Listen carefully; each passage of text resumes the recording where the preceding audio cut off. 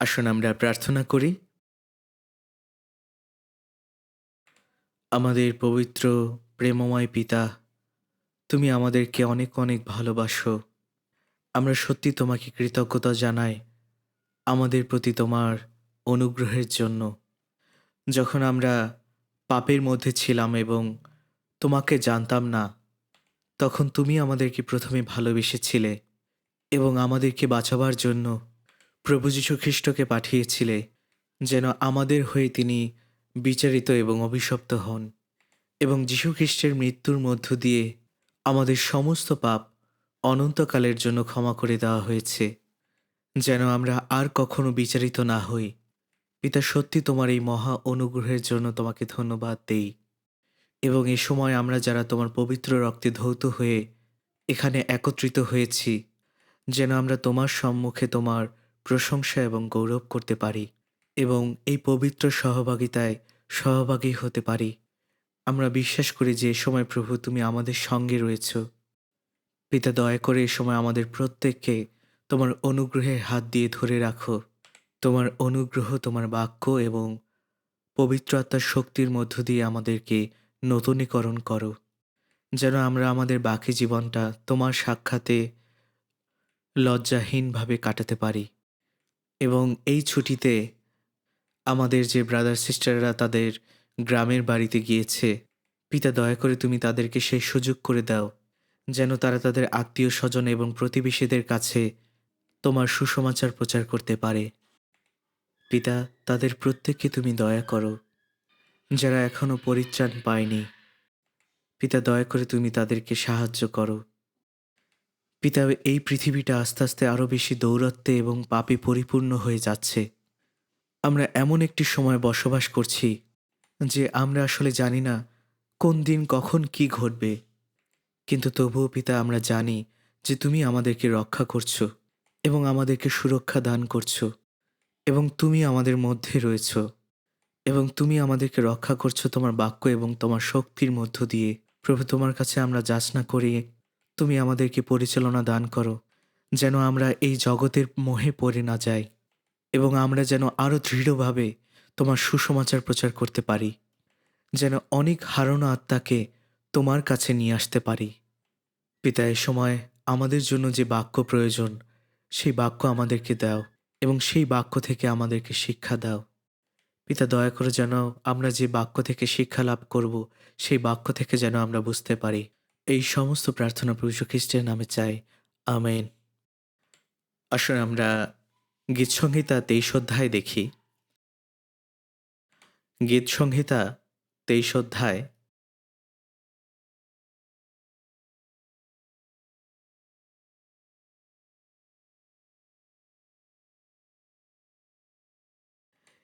গীতসংহিতা 23 অধ্যায়টি এমন একটি অধ্যায় যেটা আপনারা অনেক ভালোভাবেই জানেন এবং সত্যিকার অর্থেই এটা অনেক সুন্দর একটি গীত। তাই আসুন আমরা এই অধ্যায়টি একসাথে ধীরে ধীরে পড়তে চাই। গীতসংহিতা 23 অধ্যায় 1 থেকে 6 পদ। আসুন আমরা একসাথে ধীরে ধীরে পড়ি। সদাপ্রভু আমার পালক, আমার অভাব হইবে না। তিনি তৃণভূষিত চরানিতে আমাকে শয়ন করান। তিনি বিশ্রাম জলের ধারে ধারে আমাকে চালান। তিনি আমার প্রাণ ফিরাইয়া আনেন। তিনি নিজ নামের জন্য আমাকে ধর্মপথে গমন করান। যখন আমি মৃত্যু ছায়ার উপত্যকা দিয়া গমন করিব, তখনও অমঙ্গলের ভয় করিব না, কেননা তুমি আমার সঙ্গে সঙ্গে আছো। তোমার পাচনী ও তোমার যষ্ঠী আমাকে সান্ত্বনা করে। তুমি আমার শত্রুগণের সাক্ষাতে আমার সম্মুখে মেজ সাজাইয়া থাকো। তুমি আমার মস্তক তৈলে সিক্ত করিয়াছ, আমার পানপত্র উথলিয়া পড়িতেছে। কেবল মঙ্গল ও দয়ায় আমার জীবনের সমুদয় দিন আমার অনুচর হইবে, আর আমি সদাপ্রভু গৃহে চিরদিন বসতি করিব।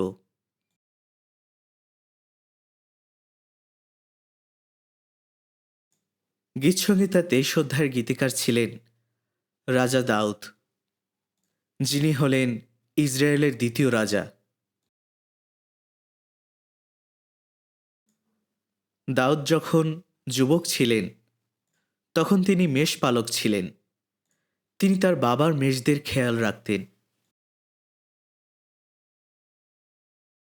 যখন তিনি মেষপালক ছিলেন এবং সে মেষদেরকে চড়াতেন, তখন যদি কোনো নেকড়ে বা ভল্লুক চলে আসতো এবং তার মেষদেরকে নেওয়ার চেষ্টা করত, তিনি তখন ভালুক এবং নেকড়েদের সাথে যুদ্ধ করতেন এবং তাদের কাছ থেকে তার মেষদেরকে ছিনিয়ে আনতেন।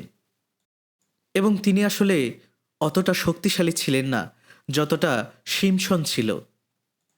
তিনি ছিলেন একজন বালক, কিন্তু তিনি অত্যন্ত সাহসী এবং শক্তিশালী ছিলেন। তাই তিনি ভালুক এবং নেকড়ের সাথে যুদ্ধ করতে পারতেন। যখন ইসরায়েল জাতির লোকেরা পলিস্টীয়দের সাথে যুদ্ধ করছিল, তখন তাদেরকে অনেক বড় একটি কঠিন পরিস্থিতির মধ্য দিয়ে যেতে হয়েছিল। আর ঠিক সেই সময় দাউদের বড় ভাইয়ের সাথে দেখা করার জন্য তার বাবা তাকে যুদ্ধক্ষেত্রে পাঠিয়েছিলেন, যেন তাদেরকে কিছু জিনিস দেয়।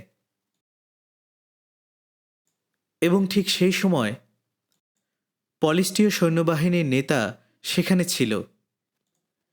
সে ছিল অত্যন্ত লম্বা এবং দৈত্যাকার।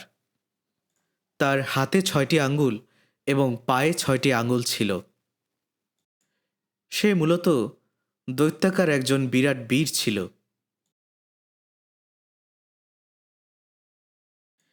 এবং সে সেখানে এই কথা বলেছিল যে, যদি দাউদ আমার সাথে যুদ্ধ করতে পারে এবং আমাকে মারতে পারে, তাহলে আমরা পলিস্টীয়রা তোমাদের দাস হব। আর আমি যদি তাকে হত্যা করতে পারি, তাহলে তোমরা আমাদের দাস হবে। এবং সে সেখানে ঈশ্বর নিন্দা করছিল। আর ইসরায়েলের ঈশ্বরের নিন্দা করার পরেও কেউ তার সামনে দাঁড়াতে সাহস পাচ্ছিল না, কারণ সবাই তাকে দেখে ভীত সন্ত্রস্ত হয়ে গিয়েছিল। তাই ইসরায়েল সৈন্যবাহিনী তারা আসলে ভয়ে কাঁপছিল। আর দাউদ যখন এই সমস্ত কিছু দেখলেন, তখন তিনি অত্যন্ত উত্তেজিত হলেন এবং বললেন যে, এই দৈত্যাকার পলেস্টীয় ঈশ্বরের সৈনিকদের নিন্দা করছে। তখন সে তার বড় ভাইদেরকে বললেন যে, আমরা কখনোই একে এভাবে ছেড়ে দিতে পারি না। কিন্তু তার বড় ভাই তখন তাকে বললেন, তুমি এখানে কিছু করতে যেও না, তুমি এখন চুপচাপ থাকো। তোমার না এখন মেষ শাবক চড়ানোর কথা, কেন তুমি এখানে রয়েছ? এমন কোনো মানুষ নেই আসলে যে সেই পলিস্টীয়র সাথে যুদ্ধ করতে পারে। আর সে সময় শৌল ছিলেন রাজা, এবং দাউদ তখন এই কথা বললেন যে, আমি গলিয়াতের বিরুদ্ধে যুদ্ধ করব। তিনি সে সময় অত্যন্ত নাবালক ছিলেন। আর তাই শৌল তাকে বললেন যে, তুমি অত্যন্ত শক্তিশালী, কিন্তু এই গলিয়াত সে অনেক বেশি শক্তিশালী এবং বৃহৎ, এবং সেই সঙ্গে তিনি একজন সেনাপতি। তাহলে তুমি কেমন করে তার সঙ্গে যুদ্ধ করতে পারো? এবং দাউদ তখন বলেছিল, আমি যখন আমার বাবার মেষদেরকে চড়াতাম, তখন কখনো কখনো সিংহ এবং ভালুক আসতো এবং সেই মেষদেরকে নিয়ে যেত। আমি তখন তাদের সাথে যুদ্ধ করতাম এবং তাদের মুখ থেকে আমার মেষদেরকে আমি নিয়ে আসতাম। সদাপ্রভু ঈশ্বরই আমাকে সেই সিংহ এবং ভালুকের হাত থেকে বাঁচিয়েছিলেন, এবং তিনি এই পলিস্টির হাত থেকেও আমাকে বাঁচাবেন। যখন রাজা শৌল দেখলেন যে এই যুবক বালকটি অত্যন্ত সাহসী এবং নির্ভীক, তখন তার কাছে আর কোনো উপায় থাকল না। তিনি তখন তাকে যুদ্ধ করার অনুমতি দিলেন এবং তিনি তাকে বললেন যে, তুমি আমার যুদ্ধসজ্জা এবং অস্ত্রশস্ত্র নাও। কিন্তু দাউদ যখন তার যুদ্ধসজ্জা পরিধান করার চেষ্টা করলেন, তখন সেটা তার জন্য অনেক বড় ছিল, এবং যে বর্শা এবং তলোয়ার নিয়েছিলেন সেটাও আসলে মাটি স্পর্শ করে চলছিল। তাই এই সমস্ত কিছু দিয়ে সে আসলে যুদ্ধ করতে পারবে না। দাউদ তখন বললেন যে, আমার এগুলোর প্রয়োজন নেই। যখন তিনি তার মেষ চড়াতেন, তখন তিনি এক ধরনের স্লিং শট ব্যবহার করতেন, যেটা অনেকেই আমরা ছোটবেলায় ব্যবহার করেছিলাম, যে আপনি সেই জিনিসটিতে একটি পাথর রাখবেন এবং সেটি ঘুরিয়ে ঘুরিয়ে ছুঁড়ে মারবেন। তাই এটাই আসলে তার অস্ত্র ছিল, সেই শিঙ্গা এবং 5টি মসৃণ পাথর। যদিও তার আসলে একটি পাথরেরই প্রয়োজন ছিল। হয়তোবা সেই গলিয়াতেরা 5 ভাই ছিল, যাদেরকে তিনি একজন একজন করে মারার চিন্তা করেছিলেন। যাই হোক, তিনি তখন গলিয়াতের দিকে যাওয়া শুরু করলেন এবং গলিয়াত দেখল যে তার কাছে একটি ছোট্ট বালক এগিয়ে আসছে। তখন সে বলল, হে বালক, তুমি এখানে কি করছো? তুমি কি আমার সঙ্গে যুদ্ধ করার চেষ্টা করছো? ইসরায়েলে কি এমন কোনো লোক নেই যে আমার সঙ্গে যুদ্ধ করতে পারে? এই জন্য কি তারা এই ছোট বালককে পাঠিয়েছে? তখন দাউদ এই কথা বললেন যে, তুমি আমার কাছে এসেছো তলোয়ার, বর্শা আর ছোরা নিয়ে, কিন্তু আমি তোমার কাছে যাচ্ছি সদাপ্রভু ঈশ্বরের নাম নিয়ে, যাকে তুমি টিটকারি দিয়েছিলে। তখন গলিয়াত বলেছিল, তুই আমার কাছে আয়, আমি তোর গায়ের মাংস আকাশের পাখি এবং বনু পশুদের খেতে দেই। তখন দাউদ তার একটি পাথর নিলেন এবং সেই পাথরটি তার ফিঙার মধ্যে নিয়ে ঘোরালেন। তখন গলিয়াত এবং তার লোকেরা দেখছিল যে তিনি কি করছিলেন, আর তখন সেই পাথরটি তার কপালে গিয়ে আঘাত করল। আপনি যত বড়ই বীর হন না কেন, যদি একটি পাথর এসে আপনার কপালে আঘাত করে, আপনি তখন কি করতে পারেন? আর সেই দৈত্যকার বীর তখন মাটিতে পড়ে গিয়েছিল। দাউদের কোনো নিজের তলোয়ার ছিল না, সে গলিয়াতের তলোয়ার দিয়ে তার মাথা কেটে ফেললেন। আর এভাবেই তারা গলিয়াতকে হত্যা করেছিল। সেই সময় থেকে এখনও ইসরায়েল লোকেরা এই বিষয়টি নিয়ে গর্ববোধ করে, এবং ইসরায়েল লোকেরা এটাই বিশ্বাস করেছিল যে শুধুমাত্র দাউদ সেখানে ছিল না, সদাপ্রভু ঈশ্বর তার সঙ্গে ছিলেন। কিন্তু তবুও তারা দাউদের প্রশংসা করেছিল এবং দাউদ ইসরায়েলের রাজা হয়েছিল।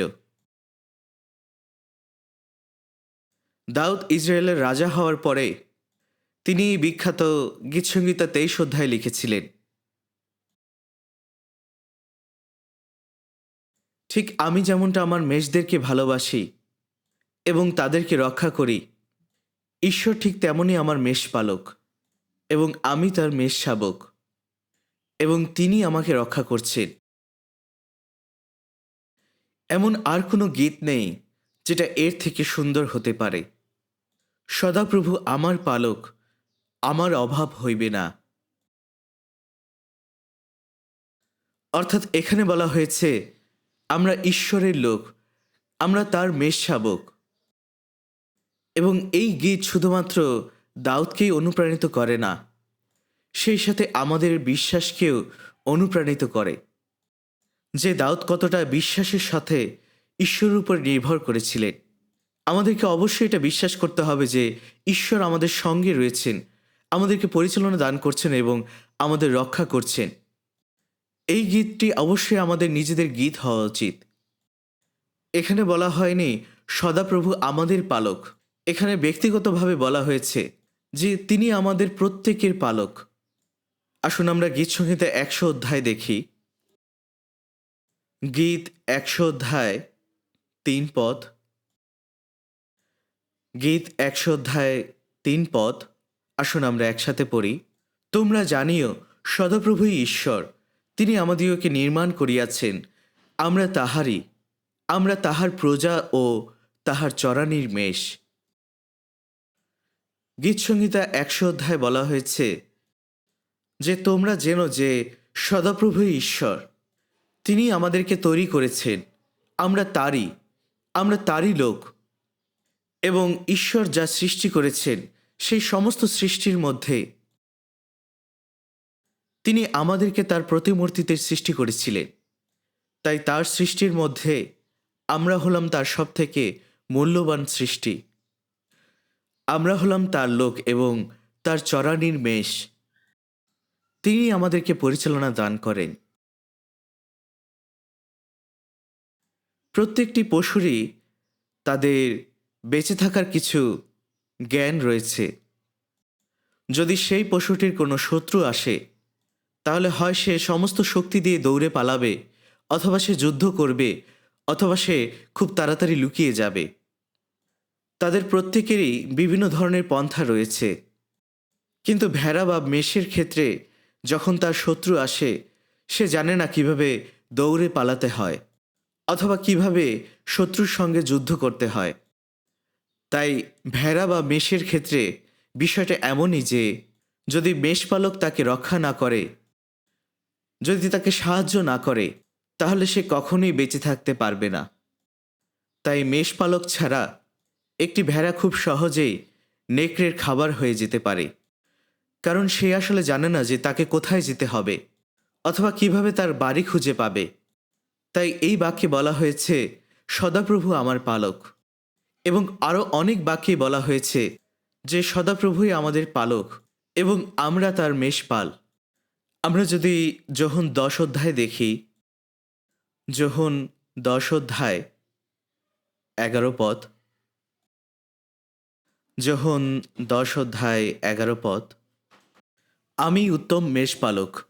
উত্তম মেষপালক মেষদের জন্য আপন প্রাণ সমর্পণ করে। যীশুখ্রিস্ট এখানে বলেছিলেন, আমি উত্তম মেষপালক, এবং উত্তম মেষপালক তার মেষদের জন্য নিজের জীবন দিয়ে দেন। আমরা পরিত্রাণ পেয়েছিলাম, তাই আমরা তার পবিত্রগণ হল তার মেষ, যাদেরকে তিনি পরিচালনা দিয়ে থাকেন। তাই প্রভুই হলেন উত্তম মেষপালক। উত্তম মেষপালকই তার মেষদের জন্য তার নিজের জীবন দিয়ে দেন। পরিত্রাণ পাবার পূর্বে আমাদের পাপের জন্য আমাদের আত্মাগুলো আসলে শয়তানের কর্তৃত্বাধীন ছিল এবং আমরা প্রত্যেকেই নরকের গন্তব্যে ছিলাম। তাই আমাদেরকে বাঁচাবার জন্য যীশুখ্রিস্ট আমাদের সমস্ত পাপ তুলে নিলেন এবং আমাদের হয়ে তিনি ক্রুশে মৃত্যুবরণ করলেন। তার মৃত্যু এবং তার রক্তের মধ্য দিয়ে এবং তার পুনরুত্থানের মধ্য দিয়ে তিনি মৃত্যুকে জয় করেছিলেন। আর তিনি এটাই প্রমাণ করলেন যে তিনি আমাদের মুক্তিদাতা, তিনি আমাদের খ্রিস্ট, যিনি আমাদেরকে বাঁচিয়েছিলেন। তাই তিনি এই কথাই বলেছিলেন যে আমি উত্তম মেষপালক। তাই যারা পরিত্রাণ পেয়েছে, প্রভুই হলেন তাদের উত্তম মেষপালক। তিনি আমাদের সঙ্গে রয়েছেন, আমাদেরকে পরিচালনা দান করছেন এবং আমাদেরকে রক্ষা করছেন, এবং তিনি তার মেষদের জন্য তার জীবন দিয়েছিলেন। তাই এটা খুবই স্পষ্ট যে তিনি হলেন উত্তম মেষপালক। প্রথম পিতর 2 অধ্যায় 25 পদে বলা হয়েছে, কেননা তোমরা মেষের ন্যায় ভ্রান্ত হইয়াছিলে। আমরা মেষের মতো ভ্রান্ত হয়েছিলাম। যিশায়া 53 অধ্যায় 6 পদে বলা হয়েছে, আমরা সকলে মেষগণের ন্যায় ভ্রান্ত হইয়াছি, প্রত্যেকে আপন আপন পথের দিকে ফিরিয়াছি। আমরা মেষের মতো তার মেষপালকের কাছে না গিয়ে আমরা আমাদের নিজেদের পথে গিয়েছিলাম। এবং একটি মেষ যদি এটা করে থাকে, সে হয়তোবা খাদের কিনারায় পড়ে যেতে পারে অথবা তাকে কোনো পশু খেয়ে ফেলতে পারে। ঠিক এমনই অবস্থা আমাদের ছিল। আমরা প্রত্যেকে এই মেষদের মতো নিজেদের পথে হারিয়ে গিয়েছিলাম। আমরা আমাদের মানসিক চিন্তা চেতনায় মানসিকভাবে জীবনযাপন করছিলাম। আর যদি আমরা এভাবেই জীবনযাপন করতাম আমাদের নিজেদের মতো, তাহলে সেই গন্তব্য পথ ছিল নরক। ইস্করিওত জিহুদা যিশুর সাথে প্রতারণা করে যিশুকে বিক্রি করে দিয়েছিল। পরে তিনি অনুতপ্ত হয়েছিলেন এবং আত্মহত্যার মধ্য দিয়ে মৃত্যুবরণ করেছিলেন। যীশুখ্রিস্ট ইস্করিওত জিহুদা সম্পর্কে বলেছিলেন যে এটা ভালো হতো যদি সে জন্মগ্রহণই না করত। যদি সে জন্মগ্রহণ না করত তাহলে তাকে নরকে যেতে হতো না। সে 12 জন শিষ্যদের মধ্যে একজন ছিল এবং যেহেতু সে মৃত্যুবরণ করেছিল, তাই তার পরিবর্তে আরেকজন শিষ্যের প্রয়োজন ছিল। প্রেরিত 1 অধ্যায় বলা হয়েছে যে ইস্করিওত জিহুদা সে পতিত হয়েছিল এবং সে তার নিজের পথেই চলে গিয়েছে। অর্থাৎ জিহুদা তার নিজের পথ অনুযায়ী জীবনযাপন করেছিল এবং তার নিজের স্থানে চলে যাওয়ার অর্থ হল নরকে চলে যাওয়া। যদি কোনো ব্যক্তি ঈশ্বরকে ত্যাগ করে এবং যদি কোনো মেষপালক ছাড়া জীবনযাপন করে, যদি সে নিজের পথ অনুযায়ী জীবনযাপন করে, নিজের কামনা বাসনায় জীবনযাপন করে, তাহলে সে তার নিজের পথেই চলে যায়, আর সেটা হলো নরক। আর সেই পথটি হলো ধ্বংসের পথ, সেই পথটি হলো মৃত্যুর পথ। কিন্তু আমরা আমাদের মেষপালকের কাছে ফিরে এসেছিলাম। যখন আমরা পরিত্রাণ পেয়েছিলাম, তখন আমরা উত্তম মেষপালকের কাছে ফিরে এসেছিলাম, যিনি আমাদের পরিত্রাণ করেছিলেন।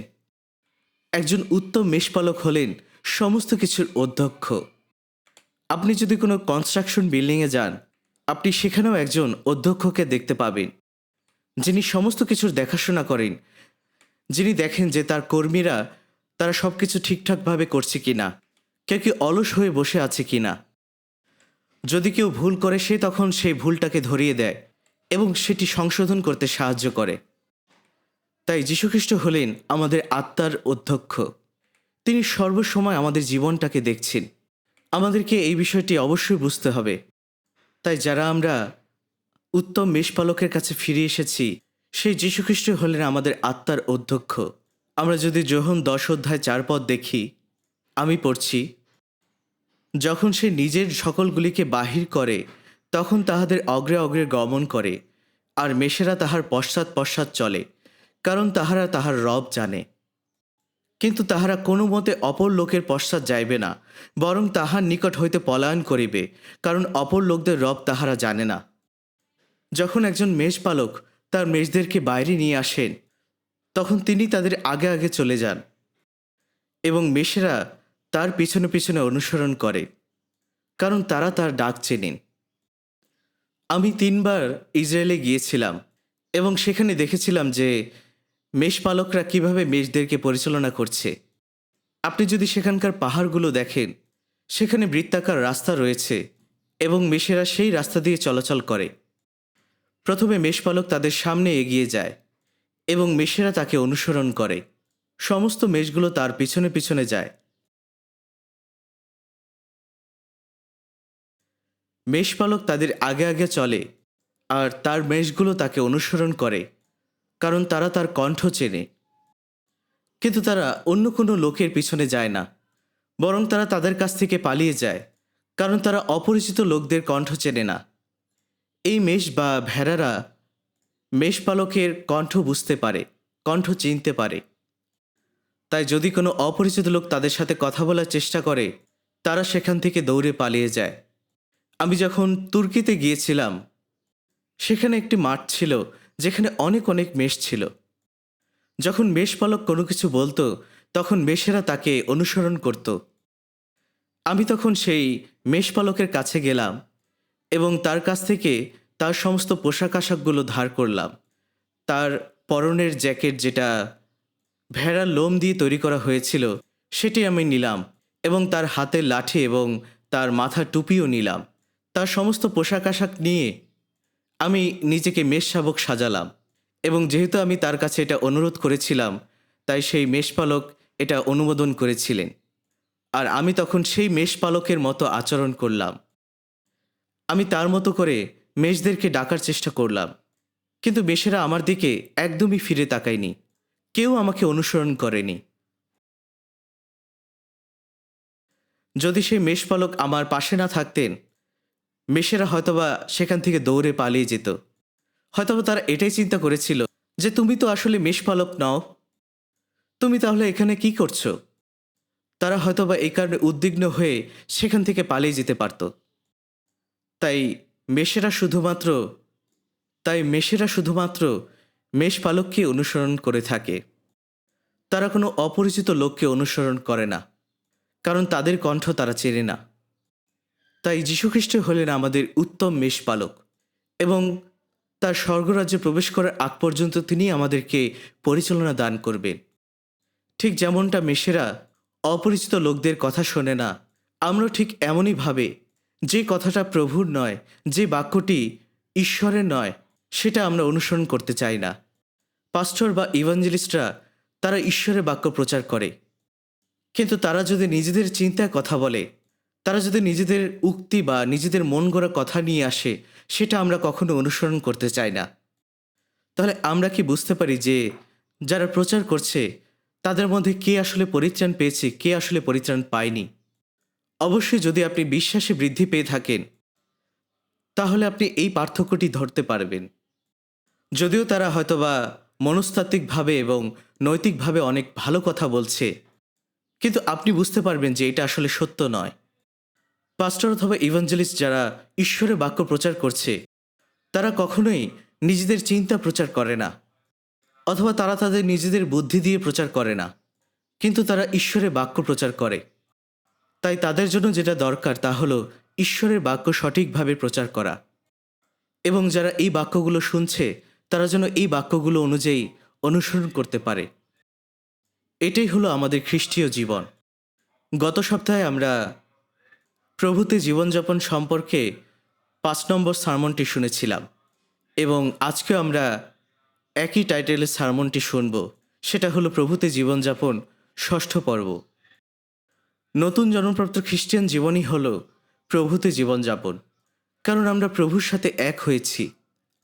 যোহন 14:20 বলা হয়েছে, সেই দিন তোমরা জানিবে যে আমি আমার পিতাতে আছি ও তোমরা আমাতে আছো এবং আমি তোমাদের মধ্যে আছি। আমরা প্রভুতে এক হয়েছি, আমরা প্রভুতে একাত্ম হয়েছি এবং আমাদেরকে আর আলাদা করা যাবে না। যখন একজন পুরুষ এবং নারী বিবাহ করে, তখন তারা দুইজনে মিলে এক হয়, তারা একটি বন্ধনে আবদ্ধ হয়। যখন আমরা পরিত্রাণ পেয়েছিলাম, তখন আমরা প্রভুর সাথে বন্ধনে আবদ্ধ হয়েছি। প্রভু আমাতে আছেন এবং আমি প্রভুতে আছি।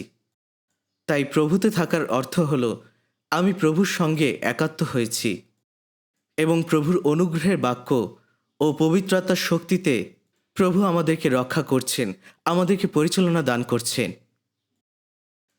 প্রভুই আমাদেরকে সেই সুরক্ষা দান করছেন এবং আমাদেরকে আমাদের জীবনে পরিচালনা দান করছেন। তাই এটাই হলো প্রভুতে জীবনযাপন করা। দাউদ বলেছিলেন, সদাপ্রভুই আমার পালক। আমাদেরকে অবশ্যই এই বিষয়টি আরও গভীরভাবে চিন্তা করা উচিত যে ঈশ্বর হলেন আমার পালক। তিনি আমাকে ধরে রেখেছেন, তিনি আমাকে খাওয়াচ্ছেন, আমাকে পড়াচ্ছেন, আমাকে সুরক্ষা দান করছেন এবং আমাকে পরিচালনা দিচ্ছেন। এটা এমন নয় যে কোনো ধনী ব্যক্তি যিনি আমাকে খাওয়াচ্ছেন, পড়াচ্ছেন, আমাকে পরিচালনা দিচ্ছেন এবং আমাকে সুরক্ষা দিচ্ছেন। ঈশ্বর হলেন আমার পালক, সদাপ্রভু হলেন আমার পালক। তাই আমার কখনো অভাব হবে না এবং তিনি আমাকে মাঠের সবুজ ঘাসের উপরে শোয়ান। এই সবুজ ঘাস হলো যেখানে মেষেরা খাবার খায়, তারা যেখানে শোয় সেখানে তারা খায়। তিনি তৃণভূষিত চরণীতে আমাকে শয়ন করান, তিনি বিশ্রাম জলের ধারে ধারে আমাকে চালান। প্রভু আমাদের সাথে আছেন, তিনি আমাদেরকে রক্ষা করছেন, তিনি আমাদেরকে পরিচালনা দিচ্ছেন এবং তিনি আমাদেরকে খাওয়াচ্ছেন। তিনি আমার প্রাণ ফিরিয়ে আনেন। অর্থাৎ তিনি যে শুধুমাত্র আত্মাগুলোকে পরিত্রাণ দিচ্ছেন তা নয়, কিন্তু তিনি প্রতিদিন আমাদের আত্মাগুলোকে নূতনীকরণ করছেন এবং তিনি নিজের নামের জন্য আমাকে ধর্মপথে গমন করাচ্ছেন। তিনি আমাদেরকে বাঁচিয়েছিলেন তার নিজের নামের জন্য, তার নিজের গৌরবের জন্য। কেন তিনি করেছিলেন? কারণ তিনি আমাদেরকে তার আপন প্রতিমূর্তিতেই সৃষ্টি করেছিলেন। আমরা যখন ঈশ্বরের কাছ থেকে দূরে সরে গিয়েছিলাম, তখন আমরা আসলে শয়তানের খাবার হয়ে গিয়েছিলাম।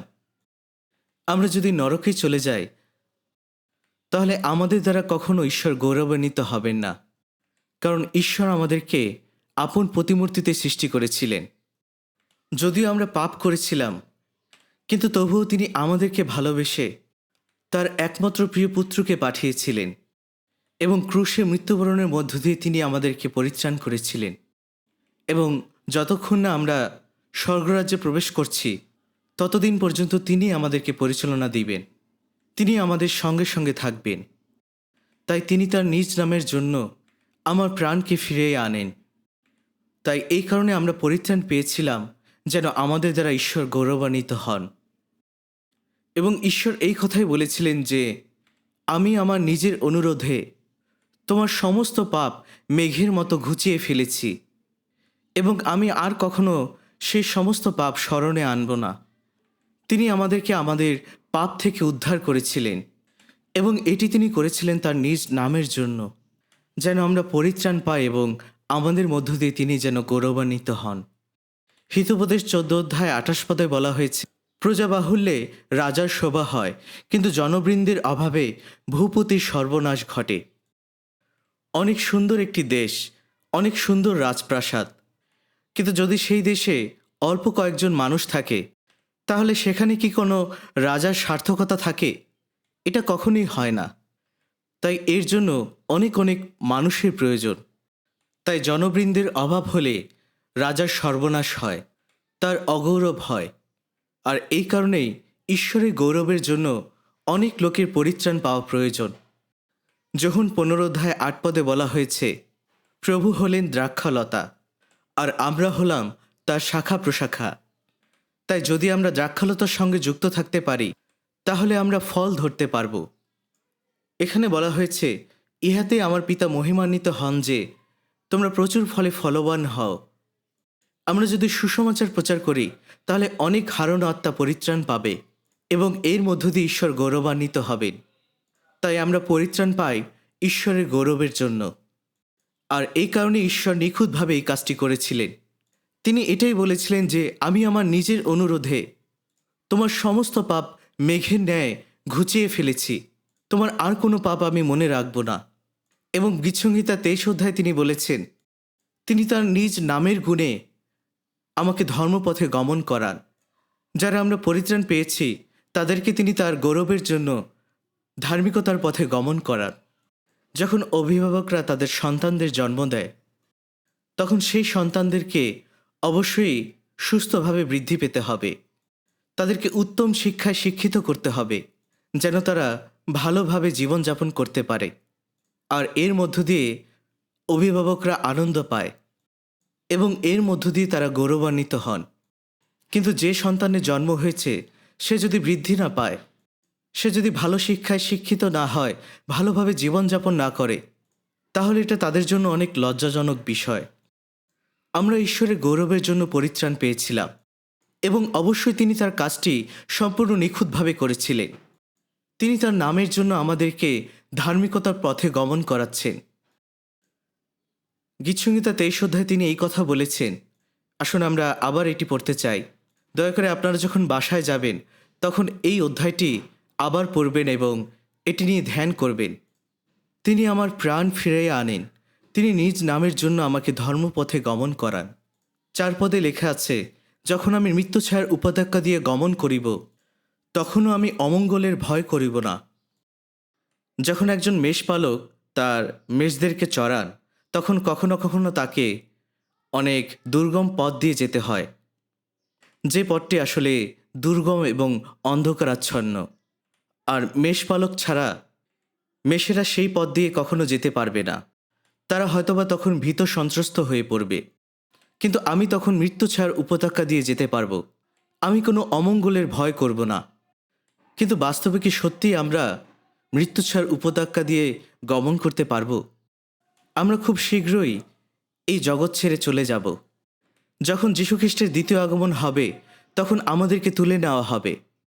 তখনই আমরা আসলে মৃত্যু ছায়ার উপত্যকা দিয়ে গমন করব, কারণ প্রভু আমাদের সঙ্গে রয়েছেন এমনকি মৃত্যুর সময়ও। তাই খ্রিস্টিয়ান হিসেবে আমরা মৃত্যুকে ভয় করি না, কারণ প্রভু আমাদের সঙ্গে রয়েছে। একজন ডিকন আমাদের চার্চে আসতেন এবং তিনি ছিলেন একজন ইউনিভার্সিটির প্রফেসর। তার ক্যান্সার হয়েছিল এবং তিনি মৃত্যুবরণ করেছেন। এবং সেই সময় আমি প্যারিসে প্রচার করছিলাম। আমি তখন তাকে ফোন দিয়েছিলাম এবং তিনি তখন হাং ইয়ং ইউনিভার্সিটি হসপিটালে ছিলেন। এরপরে আমি যখন সেখানে তার কাছে ফিরে আসলাম, অলরেডি তিনি তখন মৃত্যুবরণ করেছিলেন এবং তার স্ত্রী সেখানে ছিল। তিনি মৃত্যুবরণ করার সময় তার পাশে ছিলেন এবং তিনি এই কথা বলেছিলেন যে একজন সাদা জামা পরা ব্যক্তি তার পাশে বসে রয়েছে।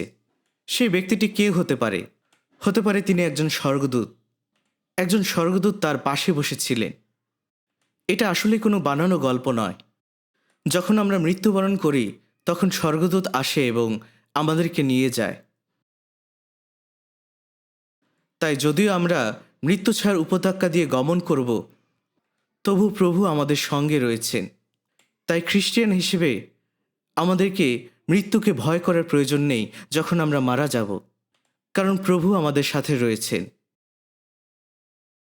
আর এই মৃত্যু ছায়ার উপত্যকা দিয়ে যখন আমরা যাচ্ছি তখন ঈশ্বর আমাদেরকে পরিচালনা করছেন যতদিন না আমরা তার রাজ্যে প্রবেশ করছি।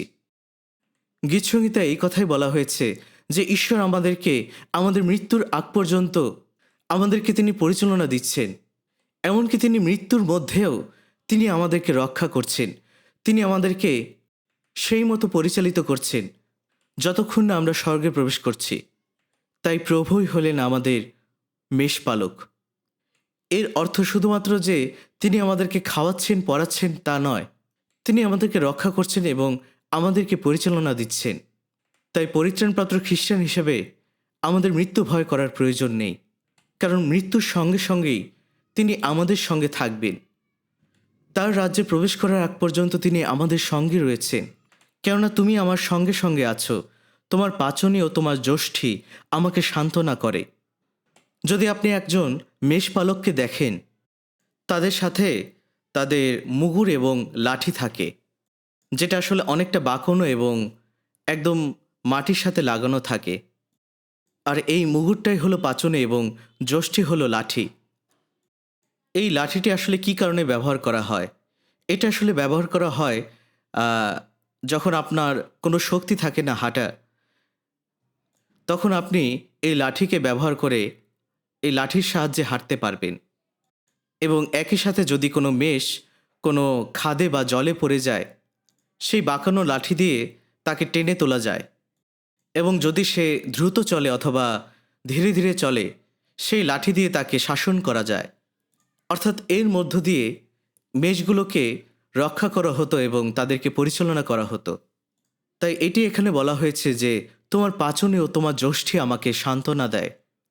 অর্থাৎ এগুলো আমাকে রক্ষা করে এবং আমাকে পরিচালনা দান করে। এবং শেষ পদে এই কথা বলা হয়েছে, কেবল মঙ্গল ও দয়ায় আমার জীবনের সমুদয় দিন আমার অনুচর হইবে। আমার জীবনের সমস্ত দিন শুধুমাত্র মঙ্গল এবং দয়ায় অনুচর হবে, অনুসরণ করবে। এর অর্থ ঈশ্বর আমার সঙ্গে সঙ্গে থাকবেন, সবসময় তিনি আমাদের সঙ্গে রয়েছেন। আর আমি সদাপ্রভুর গৃহে চিরদিন বসতি করিব। এই কথাটি দাউদ লিখেছিলেন প্রায় 3000 বছর পূর্বে, যীশুখ্রিস্টের এই পৃথিবীতে আসার আরও 1000 বছর পূর্বে। দাউদ সবসময় এই বিষয়টির প্রতি দৃষ্টি রাখতেন। তার মধ্যে এই আশা এবং আকাঙ্ক্ষা ছিল যে তিনি ঈশ্বরের গৃহে চিরকাল বসতি করবেন। তিনি এখানে এই আশায় পোষণ করেছেন যে যখন তিনি মৃত্যু ছায়ার উপত্যকা দিয়ে গমন করবেন, এরপরে তিনি ঈশ্বরের গৃহে চিরকাল বসতি করবেন।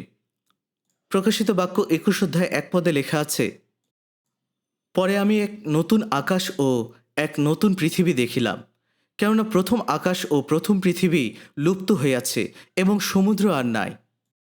ঈশ্বর আমাদের সাথে রয়েছেন। তিনি আমাদের চোখের জল মুছে দেবেন। তিনি আমাদের রক্ষা করেন এবং আমাদেরকে তিনি পরিচালনা করেন সব সময়। তিনি আমাদের সাথে চিরকাল বসবাস করবেন। তিনি তার ভালোবাসা দিয়ে আমাদেরকে সুরক্ষা করছেন এবং তার পরিচালনায় আমরা পরিচালিত হচ্ছি। ইব্রিয় 1 অধ্যায় 14 পদে লেখা আছে, উহারা সকলে কি সেবাকারী আত্মা নহেন? এই স্বর্গদূতদের সৃষ্টি করা হয়েছিল মানুষ সৃষ্টি করার পূর্বে। কেন ঈশ্বর স্বর্গদূত সৃষ্টি করেছিলেন? স্বর্গদূতেরা হলেন ঈশ্বরের কার্যকারী। ঈশ্বর তার কাজের জন্য স্বর্গদূতদের ব্যবহার করেন। স্বর্গদূতেরা ঈশ্বরের সন্তান নয়, কিন্তু শক্তির ক্ষেত্রে ঈশ্বরের পরেই তাদের শক্তির অবস্থান। এবং এই স্বর্গদূতদের মধ্যে একজন স্বর্গদূত ছিল যার নাম লুসিফার। সে 1/3 স্বর্গদূতদের নিয়ে সে ঈশ্বরের মতো হতে চেয়েছিল, যেটা যিশয় 14 অধ্যায় 12 পদে লেখা আছে, হে প্রভাতী তারা উষানন্দন, তুমি তো স্বর্গভ্রষ্ট হইয়াছ। এই লুসিফার আসলে ঈশ্বরের মতো হতে চেয়েছিল, কিন্তু এই কারণে শেষ পর্যন্ত সে তার স্বর্গদূতদের নিয়ে পৃথিবীতে পতিত হয়েছিল। সেই লুসিফার শয়তানে পরিণত হলো এবং ঈশ্বর এই শয়তান এবং তার স্বর্গদূতদের জন্য নরক সৃষ্টি করেছিলেন, যেটা মথি 25 অধ্যায় 41 পদে বলা হয়েছে, ওহে শাপগ্রস্ত সকল, আমার নিকট হইতে দূর হও। দিয়াবলের ও তাহার দূতগণের জন্য যে অনন্ত অগ্নি প্রস্তুত করা গিয়াছে তাহার মধ্যে যাও। দিয়াবল ও তার দূতগণরা হল স্বর্গদূতদের 1/3। তারা একসঙ্গেই স্বর্গ থেকে পতিত হয়েছিল এবং তারা এখনও এই পৃথিবীতে সক্রিয় ভূমিকা পালন করছে। আপনি কি জানেন যে আমরা যেখানে আছি ঈশ্বর আমাদের সাথে আছেন? যদিও আমরা ঈশ্বরকে দেখতে পাচ্ছি না, কিন্তু ঈশ্বর আমাদের ঠিক পাশেই রয়েছেন। আবার অপরদিকে দিয়াবল শয়তান আমাদেরকে দেখছে। যদিও সে আসলে আমাদের পরিত্রাণকে নিয়ে নিতে পারবে না, কিন্তু শয়তান আমাদেরকে আমাদের খ্রিস্টান জীবন থেকে দূরে ঠেলে দিতে পারে এবং অন্য মানুষদেরকে পরিত্রাণ গ্রহণ করা থেকে অনেক দূরে সরিয়ে নিয়ে যেতে পারে। জগতের লোকেরা কোনো খারাপ বিষয়কেও খুব ভালোভাবে গ্রহণ করতে পারে, কিন্তু আমরা যখন তাদের কাছে সুসমাচার প্রচার করি তখন তারা সেটা গ্রহণ করতে অস্বীকার জানায়, কারণ তাদের হৃদয়ের মধ্যে শয়তান বসবাস করছে। একটি দম্পতি রয়েছে যেখানে স্বামী ছিলেন একজন ডক্টর এবং তার স্ত্রী পরিত্রাণ পেয়েছিল, এবং সেই স্ত্রী তার স্বামীর কাছে সুসমাচার প্রচার করছিল। তখন তার স্বামী বলেছিল যে, ওহ, আমি যদি নরকে চলে যাই তাহলে আমি কোরিয়ার সবথেকে সুন্দরী মহিলার সাথে থাকতে পারবো। আপনি কখনোই এভাবে এমন রসিকতা করতে পারেন না। যদি আপনি নরকে চলে যান, আপনার কি মনে হয় যে আপনি মিস কোরিয়াকে দেখতে পাবেন? যখন আমরা স্বর্গে যাব তখন আমাদের এই দেহকে রূপান্তরিত করা হবে। সেটা আসলে অত্যন্ত সুন্দর একটি অবস্থায় থাকবে। সেই দেহটা স্বর্গদূতদের থেকেও অনেক সুন্দর হবে। আমাদের এই দীনতার দেহকে রূপান্তরিত করে স্বর্গীয় গৌরবময় দেহে রূপান্তর করা হবে। আর যদি আমরা নরকে চলে যাই তাহলে আমাদের অবস্থা কি হবে? আপনি কি জানেন যে আপনার কি পরিবর্তন ঘটবে? আমরা আসলে শয়তানের মতো হয়ে যাব।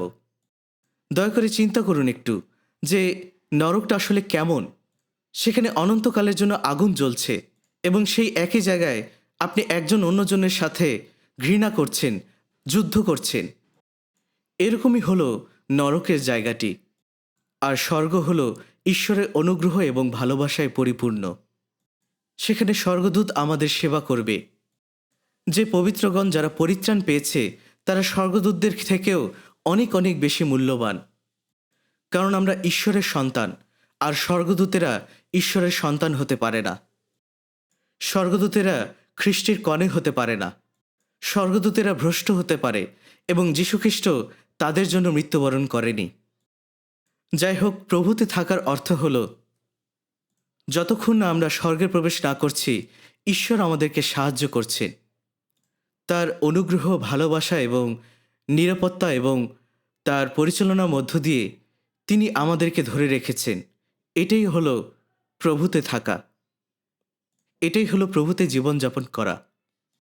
ঠিক যেমনটা একটি ছোট শিশু বাবা মায়ের ভালোবাসায় এবং তাদের যত্নে বৃদ্ধি পেতে থাকে, এবং সেই শিশু যখন বড় হয় তখন তারা বিবাহ করে এবং এরপরে তারা তাদের জীবিকা নির্বাহ করে, কিন্তু তবুও বাবা মা তাদের খেয়াল রাখেন, তাদের দিকেই তাদের নজর থাকে এবং শেষ পর্যন্ত বাবা মা তাদেরকে সাহায্য করে।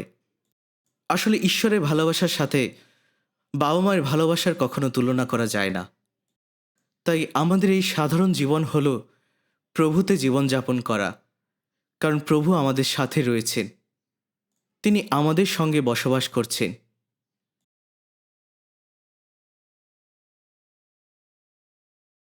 গীতসংহিতা ৩৭ অধ্যায় ২৩ পদে লেখা আছে, গীতসংহিতা ৩৭ অধ্যায় ২৩ এবং ২৪ পদ। আসুন আমরা একসাথে পড়ি। সদাপ্রভু কর্তৃক মনুষ্যের পদক্ষেপ সকল স্থিরীকৃত হয়, তাহার পথে তিনি প্রীত।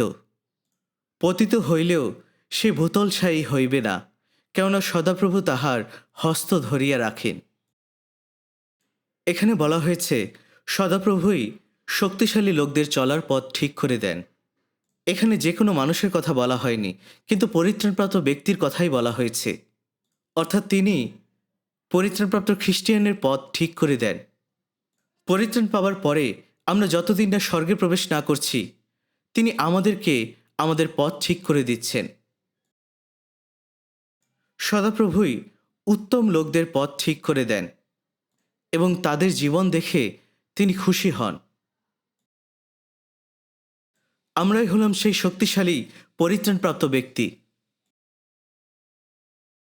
তাই আমরা শুধুমাত্র আমাদের ইচ্ছানুযায়ী জীবনযাপন করতে পারি না, এবং শুধুমাত্র রবিবারে চার্চে এসে বলতে পারি না যে আসুন আমরা উপাসনা করি, আরাধনা করি এবং প্রার্থনা করি।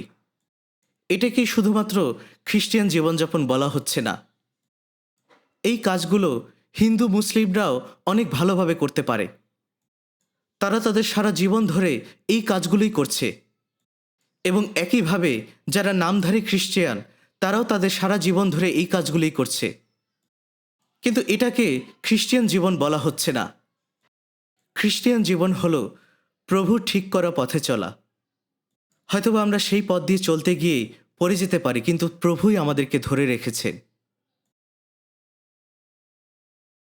এখানে বলা হয়েছে পতিত হইলেও সে ভূতলশায়ী হইবে না, কেননা সদাপ্রভু তাহার হস্ত ধরিয়ে রাখেন। তাই যদি আমরা ভুল কাজও করে থাকি, যদি আমরা পাপও করে থাকি, তিনি আমাদেরকে গ্রহণ করছেন, তিনি আমাদেরকে সংশোধন করছেন তার অনন্ত অসীম ভালোবাসা দিয়ে। যদি আমরা ভুল করে থাকি, তিনি আমাদেরকে শাসন করবেন, কারণ তিনি আমাদেরকে ভালোবাসেন। আসুন গীতসংহিতা ৩২ অধ্যায় ৮ পদ দেখি। গীতসংহিতা ৩২ অধ্যায়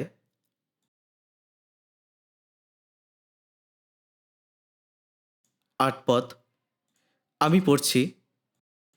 আমি তোমাকে বুদ্ধি দেব ও তোমার গন্তব্য পথ দেখাইব, তোমার উপরে দৃষ্টি রাখিয়া তোমাকে পরামর্শ দেব।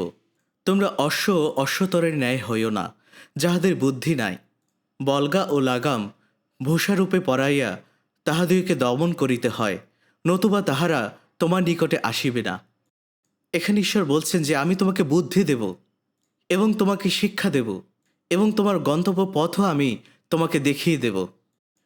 প্রভু আমাদেরকে এই শিক্ষা দিচ্ছেন যেন আমরা তার পথ অনুযায়ী, তার শিক্ষা অনুযায়ী আমরা যেন চলি। পরিত্রাণ পাওয়ার পর থেকেই আমরা তার বাক্য থেকে শিক্ষা লাভ করছি যে কিভাবে আমাদেরকে খ্রিস্টে জীবনযাপন করা উচিত। গীতসংহিতা ১১৯ অধ্যায় ১০৫ পদে বলা হয়েছে, তোমার বাক্য আমার চরণের প্রদীপ, আমার পথের আলোক।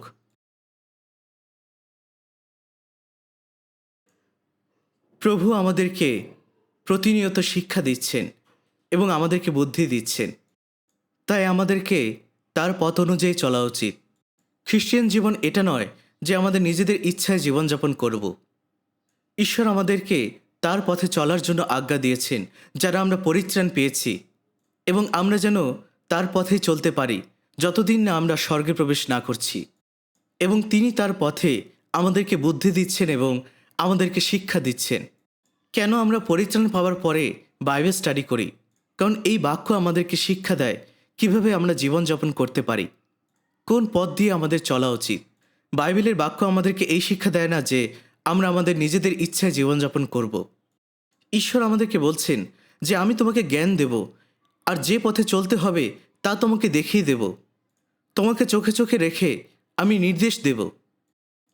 অনেক অনেক বছর আগে যখন আমি জেজু দ্বীপে গিয়েছিলাম, সেখানে আমি একটি বাড়িতে যাবার উদ্দেশ্যে রওনা দিয়েছিলাম, এবং এরপরে একজন ভদ্র মহিলা আমাকে বলেছিল যে আপনি এই পথ দিয়ে যান এবং এরপরে আপনি বাম দিকের রাস্তায় যাবেন।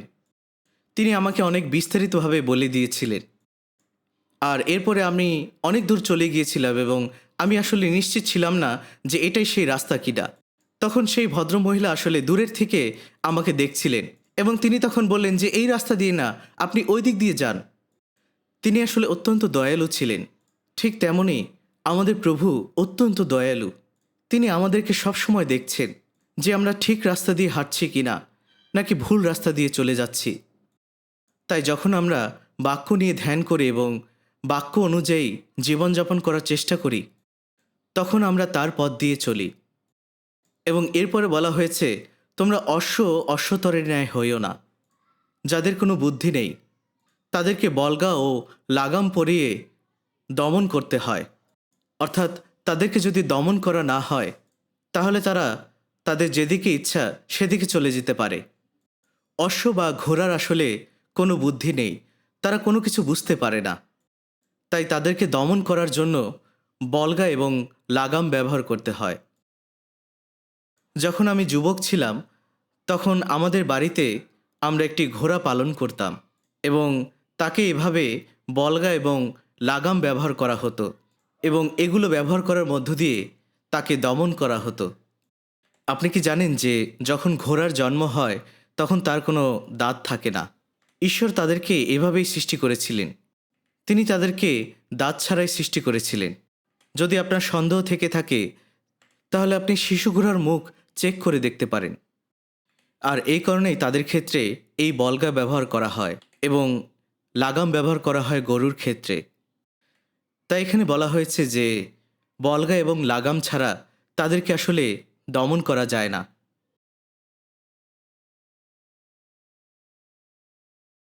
যদি আপনাকে দমন করতে এই বলগা এবং লাগাম ব্যবহার করতে হয় তাহলে আপনি সেই ঘোড়া বা গাধার মতো যে কোনো কিছুই বোঝে না।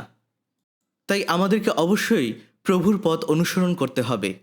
যদি আমরা সেটা না করি তাহলে আমাদেরকেও বলগা এবং লাগাম দিয়ে দমন করা হবে। তাই ঈশ্বর আমাদেরকে বুদ্ধি দিচ্ছেন, জ্ঞান দিচ্ছেন, আমাদেরকে শিক্ষা দিচ্ছেন যেন আমরা তার পথে চলি। গীতসংহিতা ৮৪ অধ্যায় ১১ পদে লেখা আছে। আসুন আমরা গীতসংহিতা ৮৪ অধ্যায় ১১ পদ দেখি।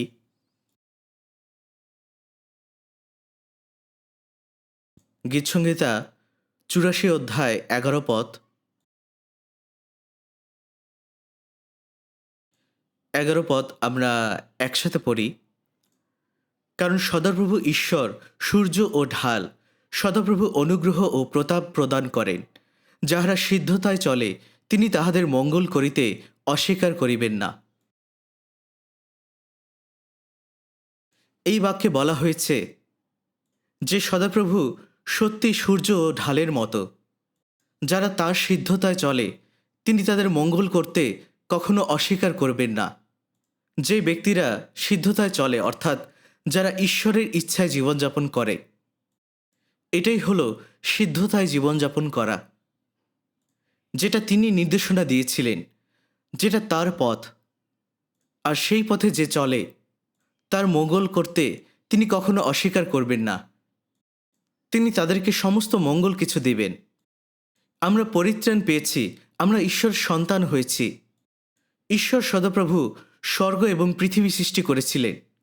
তিনি আমাদের পিতা এবং আমাদের পিতা স্বর্গে রয়েছেন। তাহলে আমরা তার কাছে কিভাবে প্রার্থনা করি? আমরা তাকে পিতা বলে সম্বোধন করি এবং আমরা তার সন্তান হিসেবে আমাদের যা কিছু প্রয়োজন তিনি সমস্ত কিছু দিচ্ছেন। এটা আসলে তার কাছে কোনো সমস্যাই না, কারণ তিনি আমাদের আত্মার পরিত্রাণ দিয়েছেন। যদি আমরা তার পথ অনুযায়ী সিদ্ধতায় জীবনযাপন করি তাহলে স্বর্গে যাওয়ার আগ পর্যন্ত তিনি সর্বসময় আমাদের মঙ্গল করবেন। তাই আমাদেরকে অবশ্যই নিজেদের চিন্তায়, নিজেদের জ্ঞানে জীবনযাপন করা উচিত নয়। অবশ্যই এখানে আমাদের উদ্যোগ এবং পরিশ্রমের প্রয়োজন রয়েছে, কিন্তু সেটি অবশ্যই আমাদের করতে হবে ঈশ্বরের বাক্য অনুযায়ী।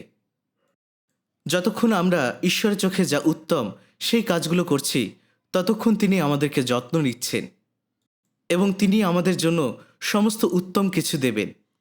মথি ১০ অধ্যায় ৩১ পদে বলা হয়েছে যে তিনি আমাদের মাথার চুলের সংখ্যাও জানেন। গীতসংহিতা ১৪৭ অধ্যায়ে বলা হয়েছে তিনি তারাগণের সংখ্যা গণনা করেন। জ্যোতির্বিজ্ঞানীরা এখনও জানে না যে কতগুলো তারার সংখ্যা রয়েছে। তারা এটা বলে থাকে যে শত কোটি গ্যালাক্সির মধ্যে শত শত কোটি তারা রয়েছে, কিন্তু কেউ আসলে তারার সংখ্যা জানে না। কিন্তু ঈশ্বর গীতসংহিতা ১৪৭ অধ্যায়ে বলেছেন যে তিনি তারাদের সংখ্যা জানেন এবং তিনি তাদেরকে সকলের নাম ধরে ডাকেন। এটা আসলে কতটা আশ্চর্যজনক বিষয়। আমাদের মাথার চুলগুলোর সংখ্যাও তিনি জানেন। আমরা এমনকি আমাদের মাথার চুলগুলোর সংখ্যাও জানি না। আমরা এমনকি আমাদের চোখের পাপড়ির সংখ্যাও জানি না, কিন্তু ঈশ্বর আমাদের মাথার চুলগুলোর সংখ্যাও জানেন। এবং এরকম একটি গান আছে যে আমি জানি যে আমি যাকে বিশ্বাস করছি তিনি সমস্ত কিছুই করতে পারেন এবং তার উপরেই আমি নির্ভরশীল। তিনি আমার সমস্ত কিছু জানেন। যদি আমরা ঈশ্বরের কাছে প্রার্থনা করি আমরা যদি তার উপরে নির্ভর করি এবং ঈশ্বরের ইচ্ছা অনুযায়ী জীবনযাপন করি, তিনি সত্যিকার অর্থে আমাদেরকে সাহায্য করেন এবং তিনি কখনো দয়া এবং মঙ্গল দিতে অস্বীকার করবেন না। যারা তার পথে সিদ্ধতায় জীবনযাপন করছে, তিনি তাদের জন্য সমস্ত মঙ্গল করবেন। এটা কোনো বানানো গল্প নয়, এটা ঈশ্বরের প্রতিজ্ঞা এবং এটি তিনি করবেন যখন আমরা তার প্রতি বিশ্বস্ত থাকব। আর আমরা যদি এটা বিশ্বাস করতে ব্যর্থ হই, যদি আমরা শুধুমাত্র সেই কাজগুলো করি যেটা আমাদের নিজেদের চিন্তায় সঠিক মনে হচ্ছে, আমরা হয়তোবা নিজেরাই ভাবছি যে এটাই হয়তোবা ঠিক, কিন্তু সেই কাজটি যদি ঈশ্বরের বিরুদ্ধে চলে যায় এবং তিনি যদি রাগান্বিত হন, তাহলে তিনি সমস্ত কিছুই ধ্বংস করে দিতে পারেন।